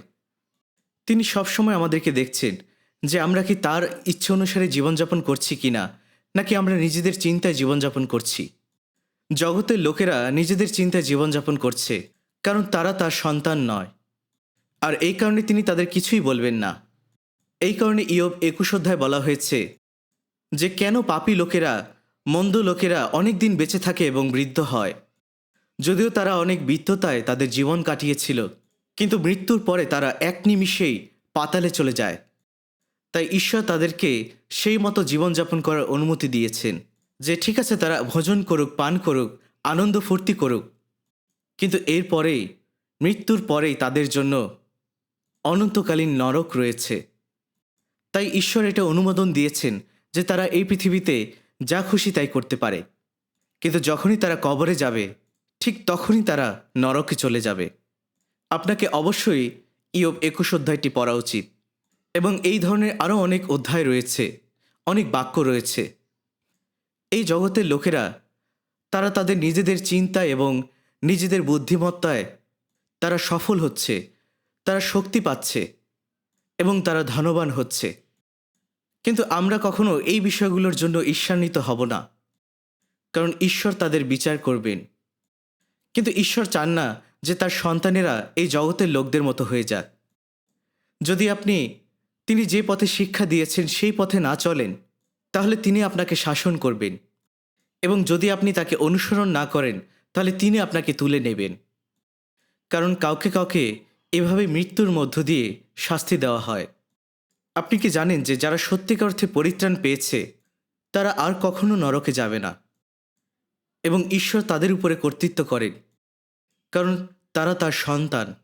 আর এটাই হলো প্রভুতে জীবনযাপন করা, এটাই হলো তার পরিকল্পনা, এটাই হলো তার পরিচালনা এবং সুরক্ষা ব্যবস্থা। তাই আমরা ঈশ্বরের কাছ থেকে দূরে সরে যেতে পারি না এবং আমাদের ইচ্ছা অনুযায়ী জীবনযাপন করতে পারি না। এই বিষয়টি কখনোই ঈশ্বর অনুমোদন করবেন না। যদি আপনি আপনার চাওয়া অনুযায়ী জীবনযাপন করার চেষ্টা করেন, শুরুতে হয়তোবা আপনাকে এই বিষয়ে ছাড় দেওয়া হতে পারে, কিন্তু ঈশ্বর কখনোই আপনাকে এভাবে জীবনযাপন করতে দেবেন না। আসুন আমরা দ্বিতীয় বিবরণ 6 অধ্যায় দেখি। দ্বিতীয় বিবরণ 6 অধ্যায় 18 পদ। এটা পুরাতন নিয়মে রয়েছে। দ্বিতীয় বিবরণ 6 অধ্যায় 18 পদ। আসুন আমরা একসাথে পড়ি। আর সদাপ্রভুর দৃষ্টিতে যাহা ন্যায্য ও উত্তম তাহাই করিবে, যেন তোমার মঙ্গল হয়। এবং সদাপ্রভু যে দেশের বিষয় তোমার পিতৃপুরুষদের কাছে এই দিব্য করিয়াছেন যে তিনি তোমার সম্মুখ হইতে তোমার সমুদয় শত্রু দূরীকৃত করিবেন। এবং 19 পদটিও 18 পদের সঙ্গে সংযুক্ত হয়েছে। 18 পদে বলা হয়েছে, সদাপ্রভু দৃষ্টিতে যাহা ন্যায্য ও উত্তম তাহাই করিবে। ঈশ্বরের দৃষ্টি সর্বসময় তাদের উপরে যারা পরিত্রাণ পেয়েছে। তিনি আমাদের চিন্তাগুলোকে দেখছেন, তিনি আমাদের কাজগুলোকে দেখছেন। আপনি কখনোই ঈশ্বরের চোখ থেকে পালাতে পারবেন না, এবং আপনাকে সবসময় ঈশ্বরের চোখে যা উত্তম এবং ন্যায্য সেই কাজগুলো করতে হবে। আপনি যদি সেই কাজটি করেন যেটা প্রভুর চোখে ন্যায্য ও উত্তম, তাহলে সেই সমস্ত কিছু আপনার জন্য মঙ্গল বয়ে আনবে। আমরা যেন কখনো এক মুহূর্তের জন্য ভুলে না যাই। আমরা যেন সবসময় এটা স্মরণ করি যে আমরা ঈশ্বরের দয়ার নিচে আছি, তার অনুগ্রহে আছি। তিনি আমাদেরকে রক্ষা করছেন এবং আমাদেরকে পরিচালনা দিচ্ছেন। আর এটাই হলো প্রভুতে জীবনযাপন করা। আমি প্রভুর মধ্যে এবং প্রভু আমার মধ্যে রয়েছেন, এবং আমরা কখনোই প্রভুর কাছ থেকে নিজেকে আলাদা করতে পারি না। আসুন আমরা প্রথম শমূয়েল 2:7 দেখি।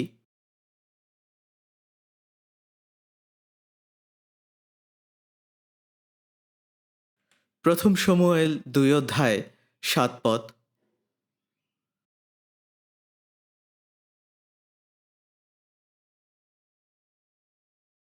প্রথম শমূয়েল 2:7। আসুন আমরা একসাথে পড়ি। সদাপ্রভু দরিদ্র করেন ও ধনী করেন, তিনি নত করেন ও উন্নত করেন।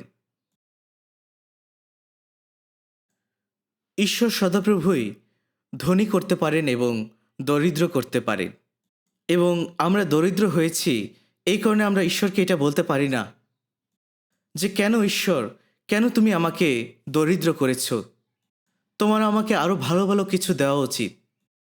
এখানে বলা হয়েছে তিনি দরিদ্র করেন। অবশ্যই তিনি অনেক কিছু নিয়ে নিতে পারেন যেটা আমাদের কাছে আছে, কারণ আমরা তার উপরে নির্ভরশীল হচ্ছি না। নহুম 1:7 লেখা আছে, যাহারা তাহার শরণ লয় তিনি তাহাদেরকে জানেন। যদি আপনি এটা বলে থাকেন যে যদি আমি মারা যাই তাহলে আমি জানি প্রভু আমি তোমার পাশেই থাকব, কিন্তু আপনি যদি তার উপরে নির্ভরশীল না হন এবং তার ইচ্ছা অনুযায়ী জীবনযাপন না করেন, আপনার নিজের ইচ্ছায় জীবনযাপন করেন, আর ঈশ্বর যদি এই কথা বলেন যে না তুমি আমার সঙ্গে থাকতে পারো না, তাহলে এই সমস্ত কিছুই আসলে বাতাসের মতো উড়ে চলে যাবে। তাই ঈশ্বর সদপ্রভু তিনি দরিদ্র করেন এবং তিনি ধনবান করেন, এবং তিনি নত করেন এবং তিনি উন্নত করেন। যদি আপনি এই বাক্যগুলোর দিকে আরও গভীরভাবে লক্ষ্য করেন, কিছু কিছু পরিত্রাণপ্রাপ্ত খ্রিস্টানের জীবনে ঈশ্বর তাদেরকে পরিকল্পিতভাবেই দরিদ্র করেন, তাদের কাছ থেকে অনেক কিছু কেড়ে নেন। হয়তোবা এমন নয় যে তারা কোনো পাপ করেছিল, কিন্তু এই কারণে প্রভু এটা করেছেন যেন তারা তার উপরে নির্ভরশীল হয়। ফিলিপিও 4:12 বলা হয়েছে, আমি অবনত হইতে জানি, উপচয় ভোগ করিতেও জানি, প্রত্যেক বিষয় ও সর্বসময় আমি তৃপ্ত কি ক্ষুধিত হইতে এবং উপচয় কি অনটন ভোগ করিতে দীক্ষিত হইয়াছি। কোনো একটা সময় প্রেরিত পৌলকে অনেক টাকা সংগ্রহ করতে হয়েছিল এবং সেগুলো নিয়ে তাকে জেরুসালেমে যেতে হয়েছিল, এবং এমন কারো যদি এরকম টাকা থাকতো সে কখনোই আর হতদরিদ্র হয়ে থাকতো না। কিন্তু তিনি উপচয় ভোগ করতেও জানেন এবং অনটন ভোগ করতেও শিক্ষালাভ করেছিলেন। 2 করিন্থীয় 11 বলা হয়েছে যে তাকে অনেকবার এমন অনেক পরিস্থিতির মধ্য দিয়ে যেতে হয়েছিল, তিনি অনেকবার ক্ষুধায় তৃষ্ণায় এবং অনেকবার অনাহারে জীবনযাপন করেছিলেন, এমনকি তিনি শীতে এবং উলঙ্গতা ছিলেন। তাই এই বিষয়টি এমন নয় যে প্রেরিত পৌল কোনো ভুল কাজ বা পাপের মধ্যে ছিলেন, কিন্তু ঈশ্বর তার জীবনে এটা অনুমোদন করেছিলেন যেন তিনি ঈশ্বরের উপরে আরও বেশি নির্ভরশীল হতে পারে। তাই তিনি এই কথা বলেছিলেন যে উপচয় ভোগ করতেও জানি এবং প্রত্যেক বিষয় ও সর্ববিষয় আমি তৃপ্ত কি ক্ষুধিত হইতে এবং উপচয় কি অনটন ভোগ করিতেও দীক্ষিত হইয়াছি। অর্থাৎ তিনি এই শিক্ষাটি লাভ করেছিলেন যে ঈশ্বরের সঙ্গে থেকে কিভাবে সন্তুষ্ট হওয়া যায়, যে প্রভু তুমি আমার সঙ্গে রয়েছ আর এতেই আমি সন্তুষ্ট। তাই আমাদেরকে এই শিক্ষাটা লাভ করা উচিত যেন আমরা সবসময় প্রভুতে সন্তুষ্ট থাকতে পারি। যখন ঈশ্বর আমাদেরকে ধনবান করছেন, তার মানে এই নয় যে পৃথিবীতে আমাদেরকে অনেক ভোগবিলাসপূর্ণ জীবনযাপন করতে হবে, কিন্তু তখন যেন আমাদের এই সমস্ত কিছু ঈশ্বরের কাছে ফিরিয়ে দিতে পারি। আপনারা জানেন যে এরকম একটি কথা আছে যে অর্থ বা ধন সম্পদ দিয়ে আপনার চরিত্র কেমন তা পরীক্ষা করা যায়। যদি আপনি কারো জীবনের মূল্যবোধকে জানতে চান, তার জীবনের উদ্দেশ্যকে জানতে চান, সেটা করার জন্য অনেক সহজ একটি উপায় হলো তাকে আপনি অনেক অনেক টাকা দিন, মিলিয়ন মিলিয়ন ডলার দিন, এবং তাকে বলুন যে এখন আপনি এই টাকা দিয়ে যা খুশি তাই করতে পারেন। যদি আপনি দেখেন যে তার সমস্ত অর্থ সে ব্যবহার করছে, সে খরচ করছে তার যে মূল্যবোধ, তার জীবনের যে উদ্দেশ্য সেগুলোর পিছনে, তখন আপনি তার চরিত্র সম্পর্কে জানতে পারবেন। এবং তার জীবনের উদ্দেশ্য সম্পর্কে জানতে পারবেন। আমেরিকায় এরকম ধরনের লটারি হয় এবং সেখানে মিলিয়ন ডলারের পুরস্কার থাকে। আর আপনি যদি কোনোভাবে জয়ী হতে পারেন তাহলে আপনি আপনার জীবনে একেবারে সেটেল হয়ে যাবেন। হয়তোবা আপনি তখন চিন্তা করবেন যে আমার এখন অনেক সুন্দর একটি বাড়ি কেনা উচিত এবং এরপরে আপনি সবথেকে দামি গাড়িটি কিনবেন। আপনার বাড়িতে আপনি নতুন ফ্রিজ কিনবেন। হয়তোবা আপনি তখন আপনার স্ত্রীকেও পরিবর্তন করতে চাইবেন। আপনি তখন বলবেন যে তোমার কাজ করতে হবে না, আমাদের তো এখন অনেক টাকা হয়েছে। আর এভাবেই অর্থ সম্পদ আপনাকে ধ্বংসের দিকে নিয়ে যাবে। এটা কখনোই ভালো বিষয় নয়। আমি চায়নায় গিয়েছিলাম সেখানে কয়েকবার সুসমাচার প্রচার করতে এবং আমি চায়নার কিছু গ্রামাঞ্চলে গিয়ে সুসমাচার প্রচার করেছিলাম। সেখানে কোনো ধরনের ফোন ছিল না এবং এটা আসলে অনেক অনেক আগের কথা। তারা অত্যন্ত দরিদ্র ছিল। তারা আসলে অনেক কষ্টে জীবনযাপন করত, যেটা আসলে বলার মতো নয়। কিন্তু সেই লোকেরা তারা কোরিয়ায় আসলো এবং অনেক টাকা উপার্জন করলো। তারা আমাদের ব্রাদারদের সাথে কাজ করেছিল এবং তারা অনেক টাকা উপার্জন করেছিল। এরপরে তারা যখন চায়নায় ফিরে গেল তারা সেখানে আর কাজ করতে চাইল না।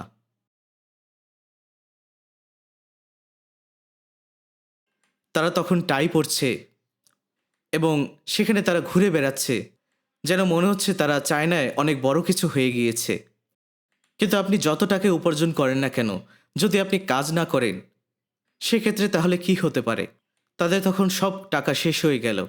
তারা তখন আবার কোরিয়ায় আসলো যেন তারা আরও বেশি অর্থ উপার্জন করতে পারে। আসলে যদি আপনার কাছে অনেক টাকা থাকে সেটা কখনোই ভালো বিষয় নয়। এটা আপনাকে নষ্টের দিকে নিয়ে যেতে পারে। তখন আপনার মধ্যে আর কাজ করার ইচ্ছা থাকবে না এবং তখন আপনি এমনভাবে আচরণ করা শুরু করবেন যেন আপনি অনেক মহৎ কেউ একজন হয়ে গিয়েছেন। তাই আমাদের ক্ষেত্রেও যদি ঈশ্বর আমাদেরকে ধনী করে এবং যদি আমরা প্রেরিত পৌলের মতো হতে পারি যে তার সমস্ত অর্থ নিজের জন্য কখনো খরচ করেননি, তিনি ঈশ্বরের জন্যই তা ব্যবহার করেছিলেন, আমাদের ক্ষেত্রেও আসলে তাই করা উচিত। আমাদের ওয়ার্ল্ড মিশনে সাউথ আমেরিকা এবং আফ্রিকা রয়েছে। সেখানে অবশ্যই আমাদেরকে লাইফওয়ার্ড মিশন থেকে সাপোর্ট করতে হবে এবং এর জন্য আমাদের অনেক ফান্ডের প্রয়োজন যেন আমরা সুসমাচার প্রচার করতে পারি।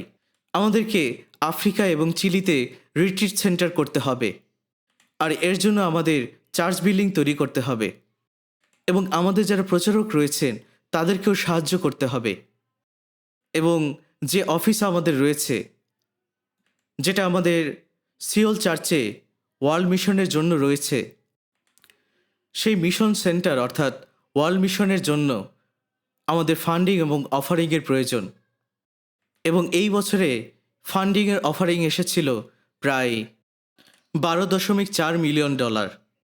কিন্তু আমরা কি কেউ আপনাদেরকে এই অফারিং দেওয়ার জন্য জোর করেছিলাম? না, আমরা এটা কখনোই করিনি। এটা আসলে আপনি দেবেন কি দেবেন না সম্পূর্ণ আপনার বিষয়। কিন্তু প্রত্যেক খ্রিস্টানরা তাদেরকে বলা হোক বা না হোক তারা নিজে থেকে এটা করেছিল। তাই যদি আমাদের কাছে অর্থ থেকে থাকে আমরা কখনোই সেটা নিজেদের জন্য ব্যবহার করতে চাই না, কিন্তু সেটা আমরা ঈশ্বরের জন্য সুসমাচারের জন্য ব্যবহার করতে চাই। যদি আমাদের খাওয়া পড়ার ব্যবস্থা থেকে থাকে সেটাতেই আমরা সন্তুষ্ট থাকতে চাই। বাকি সমস্ত কিছু আমরা সুসমাচারের জন্য ব্যবহার করতে চাই।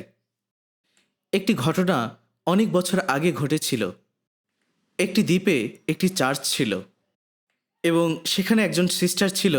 তিনি আমাকে একবার ফোন দিয়েছিলেন এবং সেই সিস্টারটি আমাকে বললেন যে পাস্টর, আমার কাছে প্রায় 50 লক্ষ টাকা আছে এবং আমি এটি অফারিং হিসেবে দিতে চাই, কিন্তু আমার এখন তাহলে কি করা উচিত? আমি তখন তাকে বললাম যে ঠিক আছে, আপনার যদি ইচ্ছা হয় তাহলে আপনি তা করতে পারেন। কিন্তু এরপরে আমি আসলে তার কাছ থেকে কোনো খবর পাইনি। সেই সিস্টারটি তিনি একটি গ্রাম্য অঞ্চলে ছিলেন এবং এই 50 লক্ষ টাকা এটা আসলে অনেক বেশি টাকা এবং আমি এই বিষয় নিয়ে নিশ্চিত ছিলাম না যে এই টাকাটা কি তার সারা জীবনের জমানো অর্থ কিনা এবং এরপরে আমি তার কাছ থেকে কোনো খবর পাইনি। এরপরে কানজুজু বাইবেল সেমিনারে আমি একটি সারমন দিচ্ছিলাম এবং সেখানে আমি সেই সিস্টার সম্বন্ধে এই বিষয়টি বলেছিলাম। এবং এরপরে যখন আমি বাসায় গেলাম তখন একজন ব্রাদার আমাকে ফোন দিলেন এবং সেই ব্রাদার যখন তার বাসায় গিয়ে তার স্ত্রীর কাছে এই বিষয় নিয়ে কথা বলছিলেন, তখন তার স্ত্রী বলেন, ওহ, এটা তো আসলে আমি বলেছিলাম এবং আমি আসলে সেই অফারিংটি দিয়ে দিয়েছিলাম। আমার জমানো টাকার সাথে যে ইন্টারেস্ট এসেছিল সেটাও দিয়ে দিয়েছিলাম এবং সেই সিস্টারটি আসলে ওয়ার্ল্ড মিশনের জন্য এই অফারিংটি দিয়েছিলেন। কিন্তু আপনার কাছে টাকা আছে তাই বলে অবশ্যই কি আপনাকে অফারিং দিতে হবে? অবশ্যই না। যদি আপনি আপনার হৃদয় থেকে দিতে না চান তাহলে আপনি এটা করবেন না। যদি আপনি এই জগতের লোকদের দিকে তাকান, তারা কিভাবে তাদের অর্থগুলো ব্যয় করছে, তাদের এই অর্থ ব্যয় থেকে আপনি বুঝতে পারবেন তাদের জীবনের মূল্যবোধ এবং তাদের জীবনের লক্ষ্য এবং উদ্দেশ্য। এটা আসলে একটি সমস্যা যে আমরা অনেক কিছু করতে চাই যখন আমাদের অর্থ থাকে, যখন আমাদের কাছে টাকা পয়সা থাকে। আমরা তখন যা খুশি তাই খেতে পারি, আমরা তখন যা খুশি তাই করতে পারি। কিন্তু আমাদের পাস্টরেরা রয়েছেন, তারা অনেক কঠিন জীবনযাপন করছেন। তারা তাদের সুসমাচার প্রচারের জন্য কঠোর পরিশ্রম করছেন। যাই হোক, আমরা দেখেছি যে ঈশ্বর দরিদ্র করতে পারেন এবং ঈশ্বর ধনবান করতে পারেন। তিনি মানুষকে নত করতে পারেন এবং মানুষকে উন্নত করতে পারেন এবং খ্রিস্টান হিসেবে আমাদের ক্ষেত্রেও তিনি তাই করতে পারেন। আর তিনি আসলে আমাদের জীবনগুলোকে দেখছেন এবং তিনি আমাদেরকে প্রশিক্ষণ দেবেন। আসুন আমরা জিহুদা পুস্তকটি দেখি। জিহুদা পুস্তক, যেটা প্রকাশিত বাক্যের আগে, এখানে শুধুমাত্র একটি অধ্যায় রয়েছে এবং এই পুস্তকটি সবথেকে ছোট পুস্তক। জিহুদা ১ অধ্যায়, জিহুদা ১ অধ্যায় ২৪ পদ।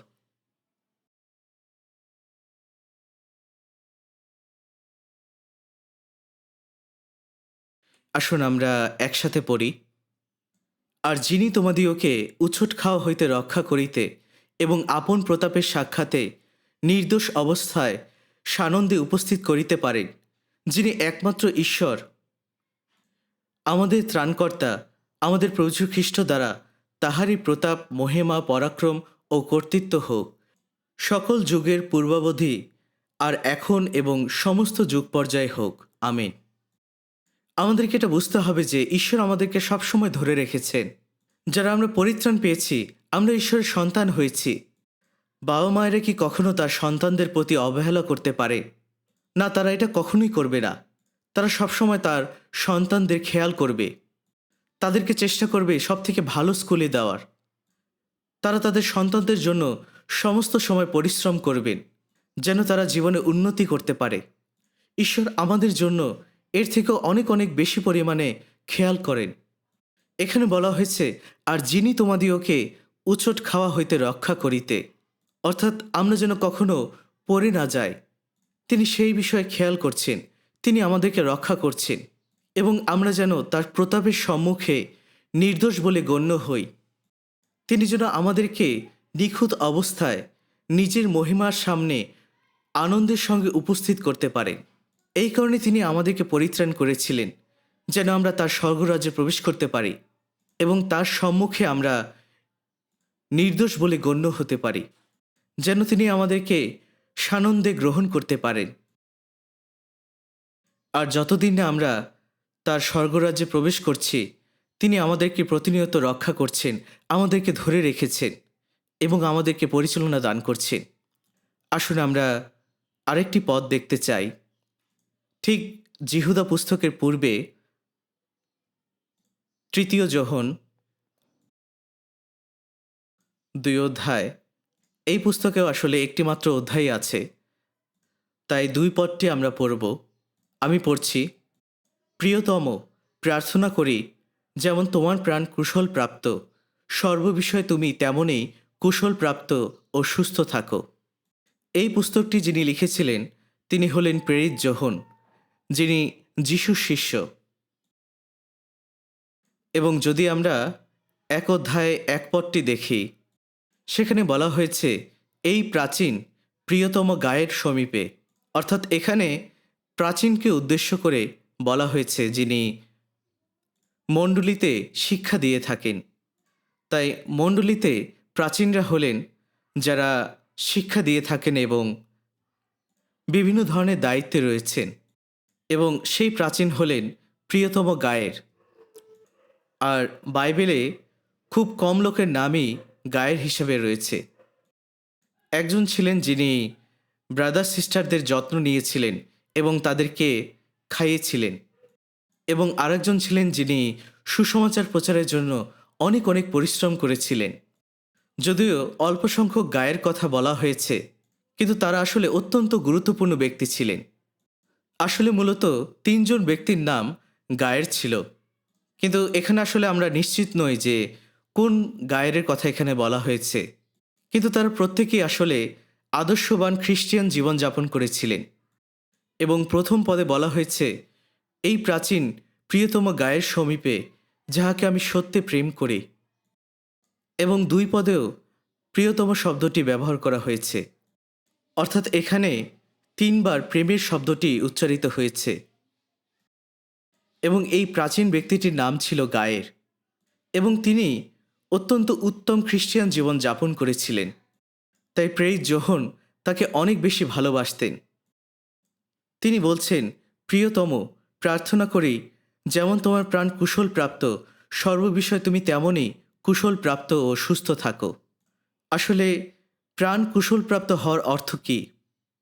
এটা শুধুমাত্র পরিত্রাণ গ্রহণ নয়, কিন্তু এটা হলো মথি ৬ অধ্যায় ৩৩ পদ। অর্থাৎ প্রথমে তাহার রাজ্য এবং ধার্মিকতার জন্য চেষ্টা করো, তাহলে ওই সমস্ত কিছু তোমাকে দেওয়া হইবে। এটা শুধুমাত্র পরিত্রাণ পাওয়া নয়, কিন্তু ঈশ্বরের পরিচর্যা করা, ঈশ্বরের ইচ্ছা অনুযায়ী জীবনযাপন করা, সুসমাচারের জন্য জীবনযাপন করা, তার ইচ্ছা অনুযায়ী তার রাজ্যের গৌরবের জন্য জীবনযাপন করা। এই বিষয়টি হলো আত্মার কুশল প্রাপ্ত হওয়া। তাই শুধুমাত্র পরিত্রাণ পাওয়া নয়, ঈশ্বরের ইচ্ছা অনুযায়ী জীবনযাপন করাই হলো ঈশ্বরকে সন্তুষ্ট করা। আর এই কারণে তিনি বলছেন, প্রিয়তম, প্রার্থনা করি যেমন তোমার প্রাণ কুশল প্রাপ্ত, সর্ববিষয়ে তুমি তেমনই কুশল প্রাপ্ত ও সুস্থ থাকো। তাই এটা হলো আশীর্বাদের প্রার্থনা। যদি আপনি কাউকে ভালোবাসেন, তার জন্য প্রার্থনা করুন। আপনি তার জন্য প্রার্থনা করবেন কারণ আপনি তাকে ভালোবাসেন, এবং ঈশ্বরের কাছে প্রার্থনা করুন যেন ঈশ্বর তাকে আরও বেশি আশীর্বাদ করে, যেন সে বা তারা ঈশ্বরের ইচ্ছা অনুযায়ী জীবনযাপন করতে পারে। আমি এই প্রার্থনা করি যে আপনারা প্রত্যেকেই যেন সুস্থ থাকেন এবং আপনাদের আত্মাও যেন কুশল প্রাপ্ত হয়। যদি আপনারা ঈশ্বরের ইচ্ছা অনুযায়ী জীবনযাপন করেন, যদি আপনি ঈশ্বরের রাজ্যের জন্য জীবনযাপন করেন, তার ধার্মিকতার জন্য জীবনযাপন করেন, তাহলে ঈশ্বর এই প্রতিজ্ঞা করেছেন যে আপনার যা কিছু প্রয়োজন তিনি সমস্ত কিছু যোগান দিবেন। কোনো কোনো ডিনোমিনেশনে এই বিষয়টি বলা হয়ে থাকে যে পরিত্রাণের ৩টি অংশ রয়েছে, এবং এটা আসলে যে কোনো কাউকেই দেওয়া হয় না। যদি আপনি পরিত্রাণ পেয়ে থাকেন এবং যদি আপনি বাধ্যতায় জীবনযাপন করেন এবং ঈশ্বরের ইচ্ছা অনুযায়ী জীবনযাপন করেন, যেটাতে তিনি সন্তুষ্ট হন, তাহলে তিনি আপনাকে সাহায্য করবেন। তিনি আপনার সমস্ত কিছু যোগান দেবেন এবং তিনি আপনাকে সুস্থ রাখবেন। তাই এই জীবনটি হলো ঈশ্বরের অনুগ্রহ, ঈশ্বরের ভালোবাসা এবং ঈশ্বরের সুরক্ষার মধ্যে প্রভুতে জীবনযাপন করার জীবন। আমরা যারা পরিত্রাণ পেয়েছি, আমরা ঈশ্বরের সন্তান হয়েছি। যতক্ষণ না আমরা স্বর্গরাজ্যে প্রবেশ করব, ততক্ষণ পর্যন্ত তার ভালোবাসা এবং তার অনুগ্রহের মধ্য দিয়ে তিনি আমাদেরকে পরিচালনা করবেন। তাহলে কিভাবে আমরা ঈশ্বরের ইচ্ছা অনুযায়ী জীবনযাপন করতে পারি? কিভাবে আমরা তাকে সন্তুষ্ট করতে পারি? যতক্ষণ আমরা এই বিষয় নিয়ে চিন্তা করব, ততক্ষণ তিনি আমাদেরকে খেয়াল রাখবেন। আমি এখানেই শেষ করছি। আসুন আমরা প্রার্থনা করি। আমাদের প্রেমময় দয়াময় পিতা, এই শেষ সময় তুমি আমাদেরকে পরিত্রাণ করেছিলে। আমরা সত্যি তোমাকে ধন্যবাদ দিই যে তুমি আমাদেরকে অনেক অনেক লোকের মধ্য থেকে আহ্বান করেছিলে এবং আমাদেরকে বাঁচিয়েছিলে। আমরা এখন তোমার সুরক্ষা এবং তোমার পরিচালনার মধ্যে রয়েছি। পিতা, তোমাকে ধন্যবাদ দিই যে তুমি আমাদেরকে এখন পর্যন্ত ধরে রেখেছ এবং পরিচালনা দিচ্ছ এবং আমাদেরকে সবসময় সুরক্ষা দান করছো যতদিন না আমরা স্বর্গে প্রবেশ করছি। প্রভু, তুমি আমাদেরকে সাহায্য করো যেন আমরা আমাদের হৃদয়ে এই জগতের অসারতায় হারিয়ে না যাই, যেন আমরা আমাদের মানসিক কামনা বসানোর পিছনে না ছুটি, কিন্তু যেন তোমার ইচ্ছানুসারেই জীবনযাপন করতে পারি, যেন আমরা তোমার উপরেই সর্বদা সবসময় নির্ভরশীল হতে পারি। আমাদের সমস্ত কিছু তোমার অনুগ্রহশীল হস্তের নিচে রাখছি। এই প্রার্থনা প্রভু খ্রিস্টের নামে চাই, আমেন।